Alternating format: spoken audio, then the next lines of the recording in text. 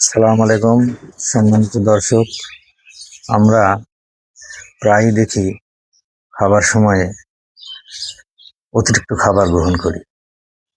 এই অতিরিক্ত খাবার গ্রহণে কিন্তু আমাদের গ্যাস সৃষ্টির জন্য বিশাল সহায়ক হিসাবে কাজ করে। আমরা পরিমিত মাত্রায় খাবো, কোনো অবস্থাতেই বেশি খাবার খাবো না। খাবারের প্রতি আগ্রহ আছে বা আপনি অনুমান করবেন যে হ্যাঁ হ্যাঁ আমি আরও একটু খেতে পারবো, এই অবস্থাতে আপনি খাওয়া শেষ করুন। তাহলে কি হবে, আপনার শরীরে যে পাকস্থলী আছে সে খাবারটাকে সুন্দরভাবে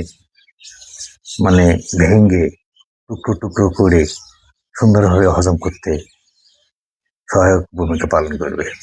অন্যথায় আমরা যদি বেশি খাবার গ্রহণ করি, সেটা শরীর নিতে পারে না, হয়তো নেয়, অনেক কষ্ট করে নেয়, এবং কষ্ট করে নেয়ার ফলে যে পার্শ্ব প্রতিক্রিয়া সৃষ্টি হয়, সেই পার্শ্ব প্রতিক্রিয়াটাই কিন্তু গ্যাস। অতএব আপনারা খেয়াল করবেন যেন অতিরিক্ত খাওয়া না হয়ে যায়।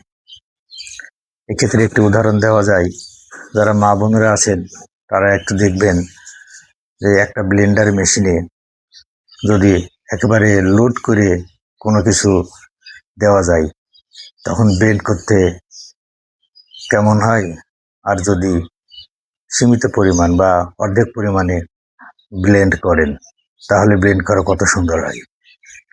এখান থেকে আমরা বুঝতে পারি আমাদের শরীর বা আমাদের পাকস্থলী সবচাইতে পৃথিবীর শ্রেষ্ঠ ব্লেন্ডার।